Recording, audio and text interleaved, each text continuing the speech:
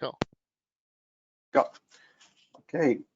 Hello, everyone. Thank you for joining us today for our webinar on machine learning in the EDA-specific domain, 20 years in the making. My name is Firas Mohamed, and I am managing Advanced R&D and Machine Learning Division at Silvaco. This webinar will take about 30 minutes, and at the end, there will be time for QA. However, if you think of a question along the way, go ahead and type it, please, in the QA window, and I will be happy to answer as many of those as I can at the end of the webinar. Okay, so let's go. So this webinar, I would talk to you about very briefly and quickly on AI and why now, what is machine learning and machine learning at EDA. I would put more focus on Silvaco contribution and mainly on two solutions. The first one using deep learning for nonlinear modeling, and the second one machine learning for variations aware design. And I'll conclude my webinar by a question about ML for EDA. Is it a myth or reality? I like to start before talking about AI by brief history, and I love start again by this guy whose name is Khwarizmi, and we recognize him, I mean, by the community as he wrote the first algorithm. It's a snapshot in blue that maybe you don't really see exactly, but this is in 830. Many years later, centuries later, just to start talking about AI, in 1950, Alan Turing invented the machine of things, and this was a really great step. In 56 and 59, McCarthy and Samuel first coined AI and machine learning. A very nice step in 96 by the Deep Blue program was able to beat Kasparov. I also see very important to mention this guy, Tom Mitchell, for his contribution to machine learning, and the definition saying programs that improving through experience, which is really, I believe, a nice definition of machine learning. Later in 2004, the DARPA challenge on autonomous cars. Also, it was a very interesting step. And you know that it's one of the most important applications today in machine learning, and the revolution continues. What is AI? So AI, we want to develop programs that can react like us, sense, reason, act, and adapt. You can imagine it's mainly based on human and nature intelligence. So you could see algorithm based on genetic algorithms and colony, for examples. And we want to have these machines to try to think like us or play and even beat us. Okay. In all my speech and webinars, I'd like to get something really special from here. And today is a science fiction. You know, my first example on self-driving was coming from Batman, you know, years ago. And this is a very nice example. And today it's very, I mean, interesting to see where we are on self-driving. Okay. No more details on this. It's just for the history, but more focus on machine learning and these programs that improve from experience. I will not go in a lot of details in machine learning, but I need to just mention the important some domains, starting by non-supervised learning, where the data have labels. Most important application of this is regression and the classification. While unsupervised learning, the data have no labels, and clustering is the most also known application.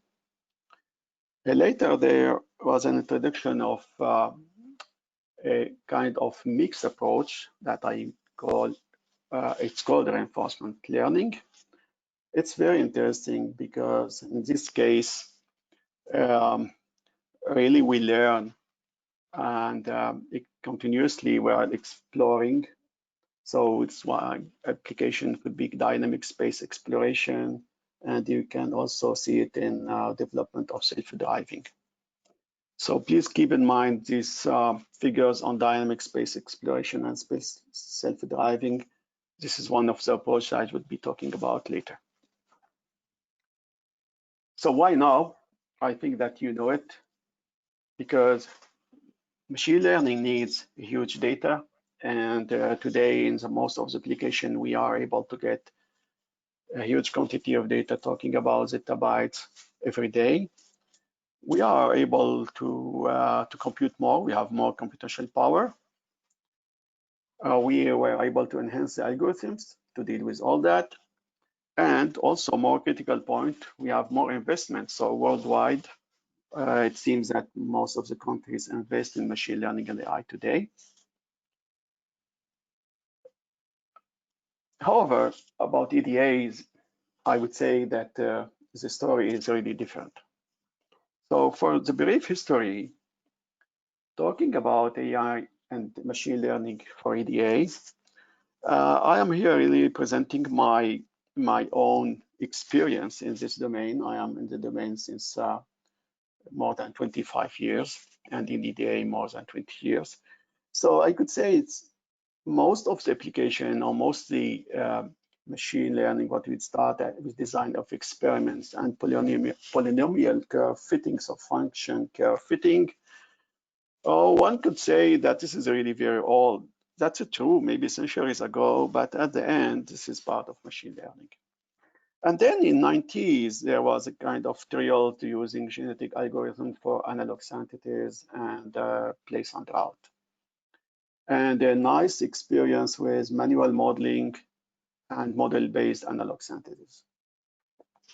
Later, in 2000s, started trying to develop and using neural networks, artificial neural networks for nonlinear curve fitting. And I was one of the guys with my team contributing to this, as you'll see later.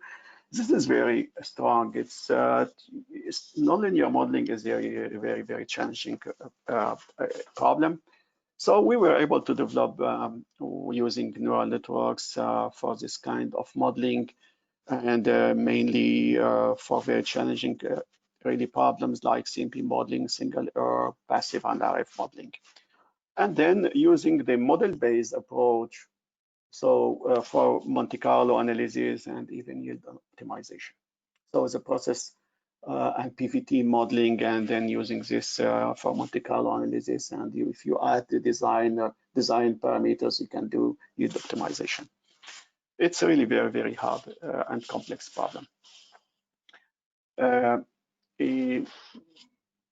Later in 2010s, there was a lot of work using machine learning to enhance Monte Carlo analysis and high sigma analysis speed up, and machine learning for lithography modeling and optimization, or for even compact modeling, especially on emerging materials where you need really to go fast and getting models very quickly.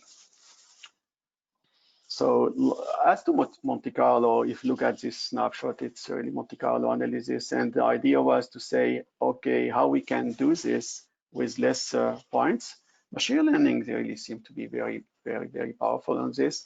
This snapshot with the red points just to cover and to provide the same information like the Monte Carlo with the first blue points. More recently, and we'd say last year, since we started really talking a lot about AI and machine learning, there was a lot of work on memory and library, high sigma analysis, and nice projects on how we could improve the whole design flow using machine learning, and then how we can speed up the TCAD simulation and the atomistic modeling. More on ML for lithography, also modeling and optimization and mask optimization. So there's really in the industry a lot of talk about this, a lot of new projects coming coming up, which is really great. Okay. However, for me, I see machine learning for the EDA is very specific. I mean, the EDA is a specific domain for machine learning. Why that? Because we have a huge complexity coming from high dimensionality that increases every day, and we have a highly nonlinear phenomenon. And at the same time that the industry acquires high accuracy. So you heard about at advanced nodes, we are impacted by variations, and this makes what this guy Gus, that you may know, really was serving this industry for years and years using with Gaussian distribution. We discovered that now we are facing really non-Gaussian distributions, and this is very challenging to deal with. And then high sigma analysis and how to explore the space for over 3 sigma and go to 6 sigma and very quickly. So it's really it's very difficult, it's very challenging. At the same time, we have a long chain of multiple sources of accuracy. So from measurements to model cards to numerical resolutions and accuracy, and all that bring to you data that you need. I mean, to figure out at the end that your solution must be highly accurate, but dealing with this inaccuracy in the data that you are receiving.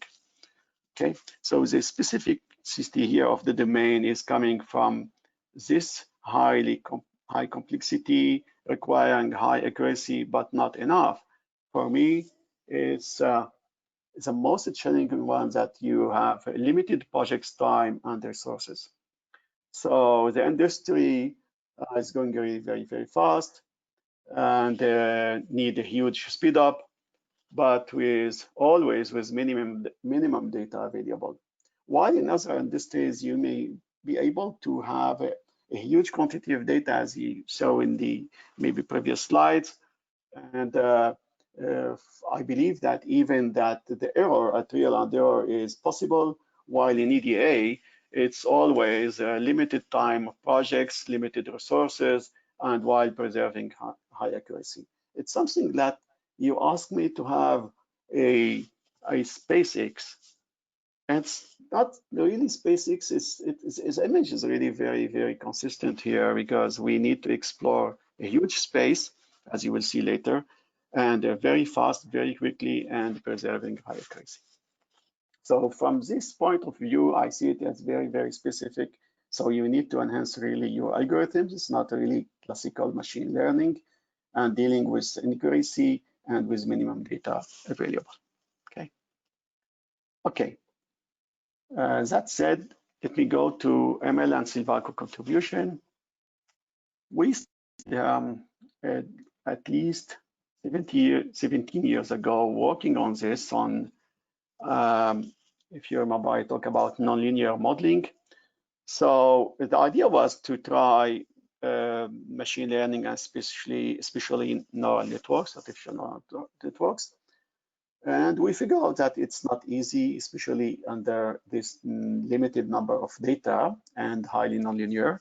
So we came up with a very advanced algorithm using dynamic layers and neuron selection. And we needed to complete this with how to validate your models on all the space, the whole space. You need to avoid overfitting, but you need also to have your model accurate everywhere. Not only global error, but also on the subspaces. And then we worked on this need to minimize the needed data, and we came up with a patented technology we call dynamic optimized sampler in 2007. Okay. So the idea that you can see here is this is a neural network, and you have a dynamic selection of the layers of the neurons and even of the connection, and all that under the assumption that you are using a minimum data available. Okay. Okay, that said, when we talk about machine learning, it's not only neural networks or supervised or unsupervised learning. All the time, we have this kind of optimization that we absolutely need. And coming from Alps area in Grenoble, I always looked at this, looking at the Alps mountains and say, if I want to reach Grenoble city, which is the best path to do? And if I fall in a local minimum, and let's say that Grenoble is a global minimum, which path I would really bring? And then if you look at the first guy, he will fall in the hole, and it will be minimum local minimum. And anyway, this is only to say that you can develop machine learning algorithm, but without also a very powerful optimizers, your models, you would not be really, let's say, perfect. Okay. My first application on this, and this is really an old one, comes from passive and RF modeling. You'll see, to people who know, that it's really very challenging to model the inductor or the Q factor. Okay, and more challenging when the designer tells you that you are very limited in the number of simulations that you can use. So in this case, if you look at this, the snapshot of the model here, you see it's really highly nonlinear, and it's a large frequency range, and you have only 30 simulations to do it, and to achieve 3% of error. So this was able, we were able to do that with the Tech Modeler. And then later we applied Tech Modeler on compact modeling, which was really shown to be very, very powerful. In the same time, not only on the classical technologies, but also, and more important, on the emerging materials, and this even in new aggressive technologies when you have new parameters. So very quickly, just to show you this very nice curves here using, for example, the machine learning, our machine learning solution. Okay. At Silvaco, we have a very nice and historical solution, what's called ITMOST4. You know, ITMOST is an industry reference since a long time, since '84, for compact modeling. And then if you naturally think to mix it with Tech Modeler, which is the machine learning industry compact modeler since a long time again, if you can mix it, you imagine you have a power of two solutions, and this is the case. We were able to integrate them together. And just for this webinar, I would love to call it ITMOST ML. Okay, it's always ITMOST4, but machine learning solutions integrated to give this powerful solution machine learning to ITMOST for emerging and very special materials. Okay, I want to go back to also 2007, talking about another application, which is in 2007 with advanced customer, we started talking about process and PVT modeling, and these customers wanted to really manage the variations impact of the process on the performances. So naturally, we were talking about modeling and doing model-based. Give you very clearly this example. And again, you have this limitation to do it with a minimum number of simulations or samples, or here in this case, it was almost 100. So it's something like this.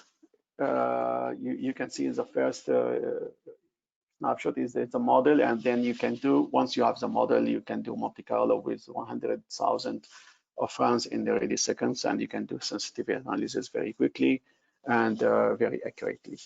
Okay, so I want to use this to bring you to the other solution, which is really variations management. Okay, so already this in 2007, really years and years ago.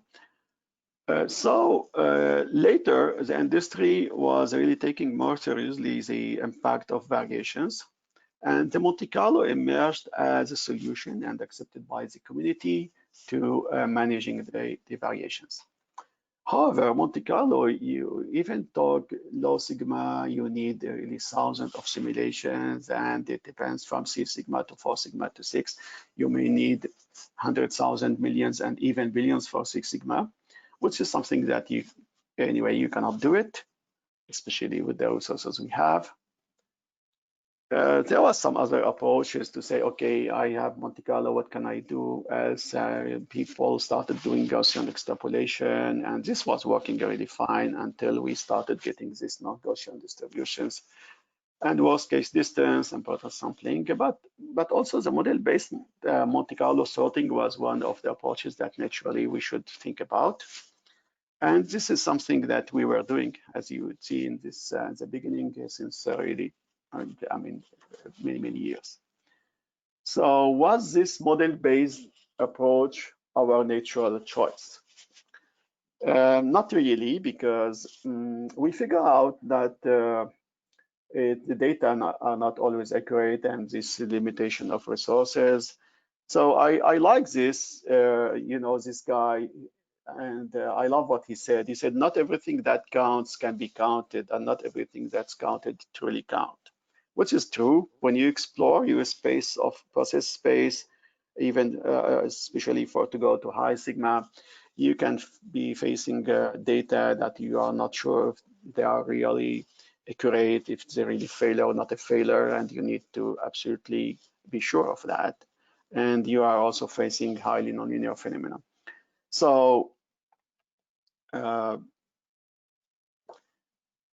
ultimate accuracy, again, which is needed here, even we're talking for low sigma at 1%, and when you say 6 sigma, it means that you are looking at least for a failure for 1 billion of Monte Carlo runs. So you imagine if you, really the range of accuracies that you are looking for, and you need absolutely huge speed up.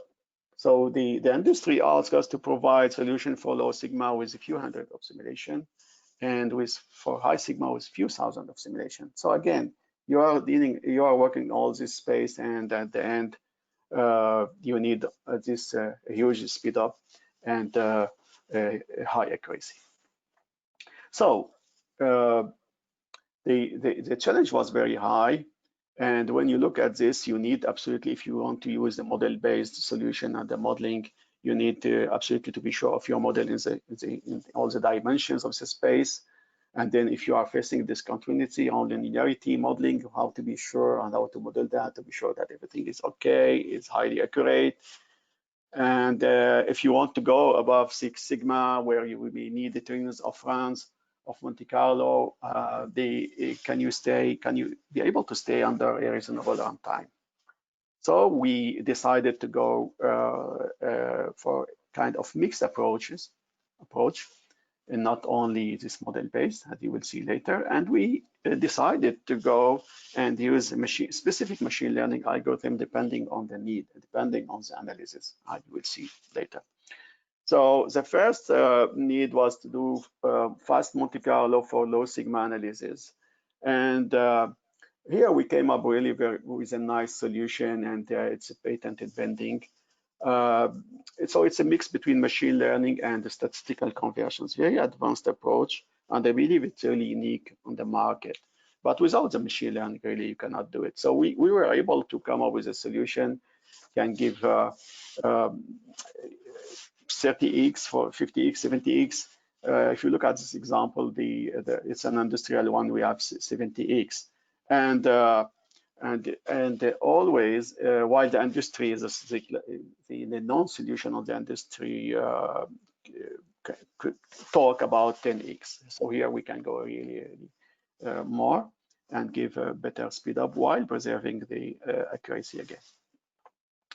Now, this is the low sigma solution. What about high sigma?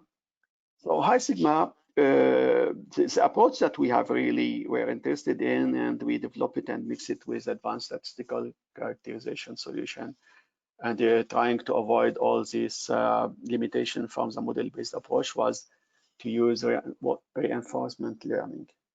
It's a really reinforcement learning like. Something that the high sigma is communicating with the environment, so within at least the models and the spies, and the high sigma algorithms start exploring the space and find the best the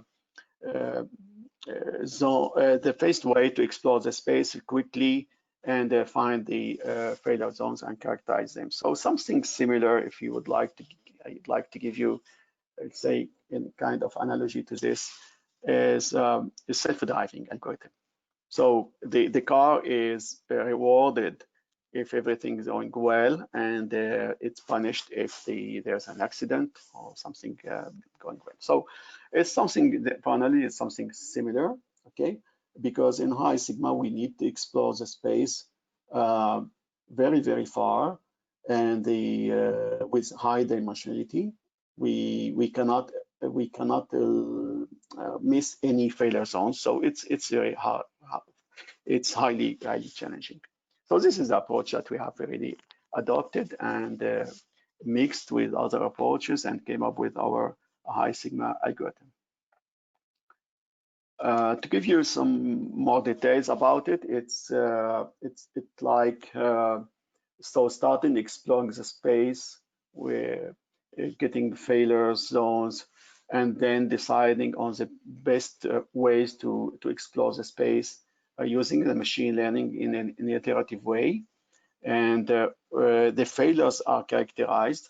So if you have a single failure, we make sure that it's exactly a real failure. We characterize the zone of fault, the failure zone, and then we study the convergence. So this helps really a lot, avoiding a lot of limitations. For example, we are able to do this in very limited number of samples. We don't need to sort the Monte Carlo. This allows us to go over 6 sigma in a very reasonable time, and we avoid more inaccuracy issues. And it's more robust because we are able to characterize the failures correctly, because if you think about the 6 sigma, if you remember, it's one failure for 1 billion. So every data, every sample is too important to be missed. Okay. As a validation, I wanted just to bring this to you. It's a memory one on FDSI node, and the idea was to do high sigma analysis up to 6 and over 6 sigma.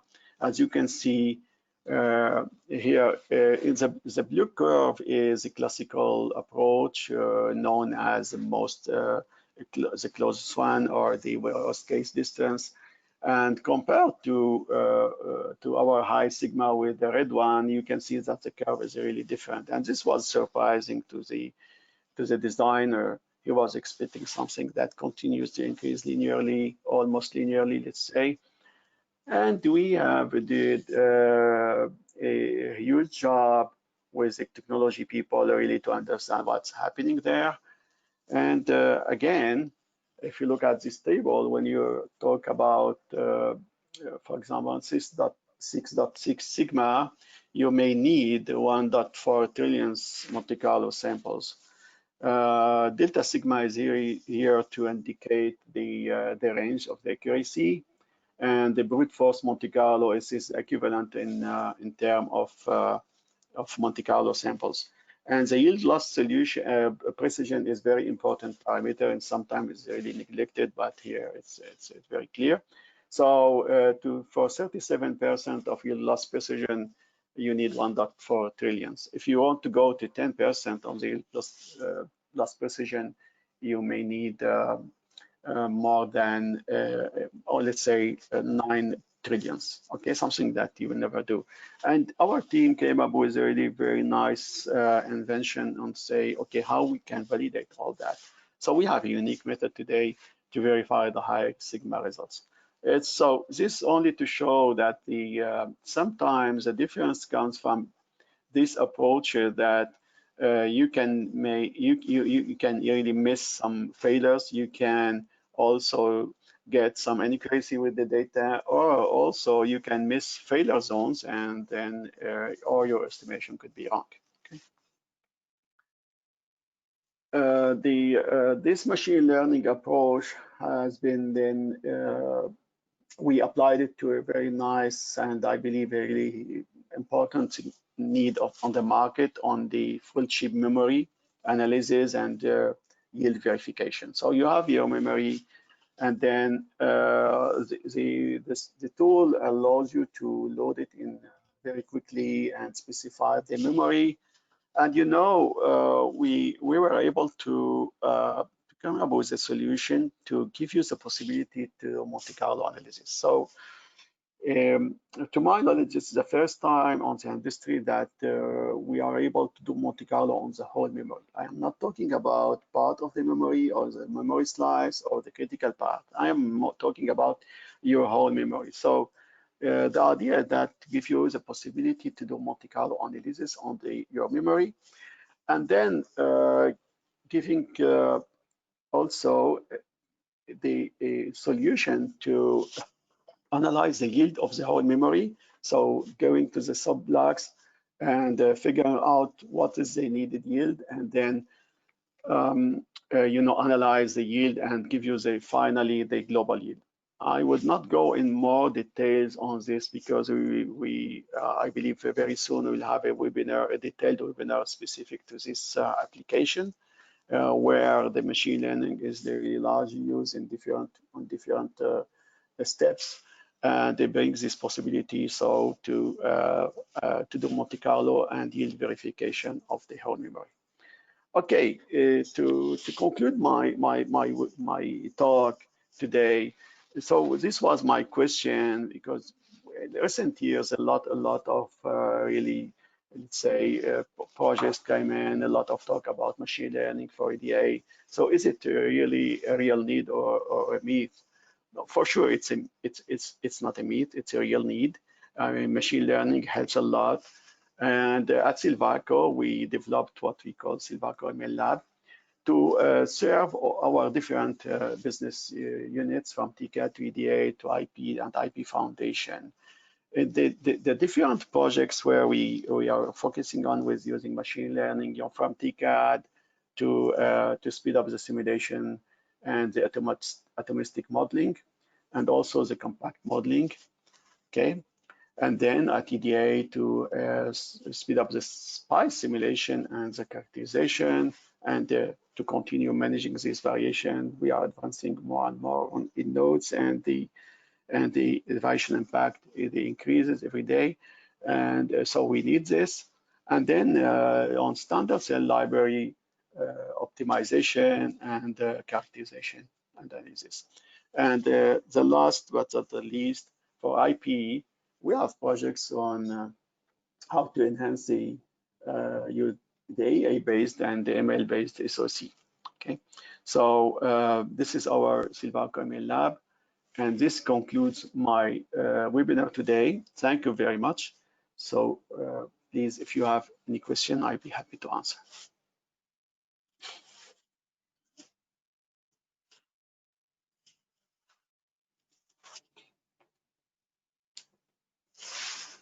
Okay, maybe I have one. Can see one first question here coming. Okay, to give more details about tech modeler approach and the models validation. Okay, so tech modeler is I try to explain it. It's based on artificial neural networks, dynamic selection of layers. It's a supervised learning. Okay, so data are labels coming from measurements or simulations with labels, and then you need to be able to fit the model correctly. You need to avoid overfitting. So these are all validation algorithms. And if you remember, I talked to you about the optimized sampling, so to minimize the data. And moreover, Tech Modeler provides the possibility to add dynamically the samples depending on the zone where the model is not accurate enough. So it's a supervised learning or deep learning, let's say, approach mainly, but also mixed with some algorithms to ensure that the model is highly accurate.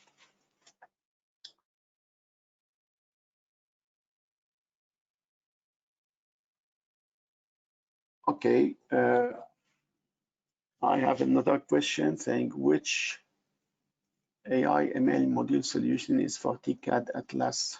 Okay, so it's let's say that for TCAD, the projects on machine learning are really it's not the module for machine learning today. It's really, let's say, recent projects to enhance the solvers to go faster in simulation and modeling. Another question, can we take advantage of some parallelism with Varman? Absolutely. Absolutely, we can do that. It's really completely parallelized. Okay, another question, just time to read it. I am from India. I have an experience of 6 years Silvaco TCAD solution. I know programming language like this. I want to be part of the team Silvaco. Okay, thank you very much. I will be proud to introduce the team. Thank you. Okay, another question coming in. Talking high sigma analysis, your ML approach seems different, but how you make sure that data are correct at very high sigma, and what is the main advantages, if any, compared to the competition? Okay, thank you very much for this. It's a really nice question. So yes, it's the approach is really different from, to my knowledge, all the approaches on the market. How to make sure that all the data are correct? So we have really worked hard to provide an utility to qualify the PDKs and to qualify the data at high sigma. And so if you look at our approach that compared, for example, to the Monte Carlo itself or the model-based, our approach allows using this reinforcement learning to go really very quickly to high sigma. And then once you are there, you can make sure that it qualifies the model. So the idea is to start by qualifying the PDKs. To my knowledge, PDKs are not really today qualified to high sigma, they are qualified to low sigma. Okay, so we are offering this with our technology. And then compared to the competition, again, I mean, this is what I tried to clarify in my slides. You can go to 6 sigma. You can really verify your data. You can make sure that the failures are real failures. You characterize quickly the failures. You can go to 6 sigma and over 6 sigma if you want to compare to Monte Carlo. With trillions of Monte Carlo, you can do that in a reasonable runtime. For example, giving to 6 sigma today, we are able to do it with 30,000 simulations, not more. So you can imagine this is really very reasonable. And it's also completely parallelized, so it will be very quick. And then another question, are any measured data included? I'm not sure about which application you are talking here, but yeah, I mean, our tools in general, I mean, Tech Modeler can be used based on measurement, can be used based on simulation. You can mix both in if you are sure, but here you may find some inconsistency between the measured and the simulations. As to the high sigma and the Varman solution, it's integrated to the SPICE. So the golden is your SPICE, and the SPICE is used by Varman as really the golden data provider. Okay. I can see here also another question. You have mentioned an interesting solution for full memory yield verification. Can you give more details? Do you have customers? I mean, do you have this validated by industrials? So yes, it's full memory. Yeah, we will have a really webinar very soon, and I invite you to join the webinar. You will have much more details on this. You will have validation and industrial ones. And the idea that to give you an example on this, you can talk about SRAM and the classical approaches today is to get the critical path. And today, at aggressive modes, we don't know really if the critical path is really the best one or not, or a slice of the memory, and you work with the fastest path on it. So with this approach, you provide the whole memory, and you can work with the golden spice. You can work really with the spice, not the fast spice. You don't need it. Okay.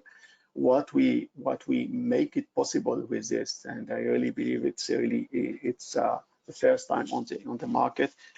You can do Monte Carlo on the whole memory, and you can do even fast Monte Carlo on the whole memory, and then you can go.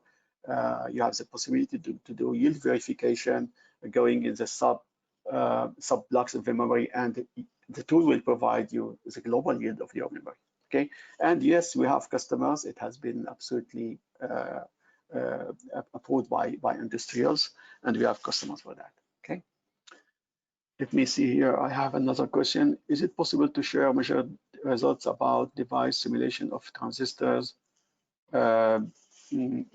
I think that we should go to the right person at the Silvaco to ask him this question. So I have your email and we can contact you. Thank you very much. The user can create ML-based model, or transistor manufacturers can share the L-class code of manufactured transistor. So it's really different approaches here. I mean, Tech Modeler can consider any kind of data. It's your responsibility to provide data. It could be coming from our simulator. It could be coming from any kind of SPICE or even RF, let's say, finite element simulator, and Tech Modeler can deal with this. Okay, and then the idea is that with Atmos and Tech Modeler, you can model one part with Atmos, another part with machine learning, and then the tool allows you to mix both. You can export them in SPICE format, and then you can really you can go to do your design and simulate them with the SPICE. Okay. Okay. I believe we have enough questions for now. Okay. Let me see if there's any new question. Sorry. Okay. So I think that we are done with the question for now. So please, you can contact us at any time, and we'll be happy really to come back to you guys. So I would like to conclude this webinar. Thank you for attending this webinar, and an archive link of the webinar will be sent to you by email. Please look out for a future email regarding upcoming webinars we will be offering on various topics, and mainly on the memory one very soon. And for sure, you can also learn more by visiting our website. Thank you very much. I was really honored by you guys joining my webinar. Thank you a lot. Goodbye.